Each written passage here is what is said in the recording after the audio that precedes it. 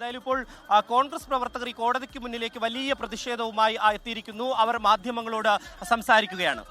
നിയമപരമായി ഇടതുപക്ഷ ജനാധിപത്യ മുന്നണിയുടെ കഴിഞ്ഞ 6 മാസം മുമ്പ് വരെ മന്ത്രിയായിരുന്ന, ഇന്നും MLA ആയി തുടരുന്ന തലസ്ഥാന നഗരിയെ പ്രതിദാനം ചെയ്യുന്ന ആന്റണി രാജുവിന്റെ പൂർവ്വകാലത്ത് വക്കീൽ പണി ചെയ്തുകൊണ്ടിരുന്ന സമയത്ത് കോടതിയിൽ സൂക്ഷിച്ചിരുന്ന ജട്ടിയെ അത് ഏറ്റുവാങ്ങി കൊണ്ടുപോയി വെട്ടിക്കുറച്ച് ഒരു അന്താരാഷ്ട്ര കുറ്റവാളിയെ ഓസ്ട്രേലിയയിൽ മയക്കുമരുന്ന് കേസിലും കൊലപാതക കേസിലും പ്രതിയായ ഒരാളെ രക്ഷിക്കാൻ ഇടതുപക്ഷ മുന്നണിയുടെ ഒരു മുൻമന്ത്രി, ഒരു MLA ശ്രമിച്ചത് കേരളത്തിലെ ജനങ്ങൾ അതിനെതിരെ ഉള്ള ശക്തമായ പ്രതികരണത്തിന്റെ ഭാഗമായിട്ടാണ് ഞങ്ങൾ ഇത്തരത്തിലുള്ള സമരപരിപാടി സംഘടിപ്പിച്ചിരുന്നത്.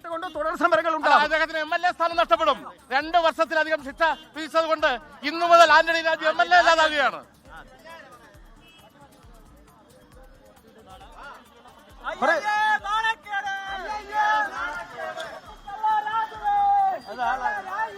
തൊണ്ടി മുതൽ തിരിമറി കേസുമായി ബന്ധപ്പെട്ട് മുൻ മന്ത്രി ആന്റണി രാജുവിന് 3 വർഷം തടവ് ശിക്ഷ വിധിച്ചിരിക്കുകയാണ്. Nedumangad first class judicial magistrate കോടതി 2 വർഷത്തിലധികം ശിക്ഷ വിധിച്ച സാഹചര്യത്തിൽ, തടവ് ശിക്ഷ ലഭിച്ച സാഹചര്യത്തിൽ നിലവിൽ തിരുവനന്തപുരം MLA ആയ ആന്റണി രാജുവിന് നിയമസഭാംഗത്വം റദ്ദാക്കപ്പെടും. ആന്റണി രാജുവിന് MLA സ്ഥാനം നഷ്ടമാകും.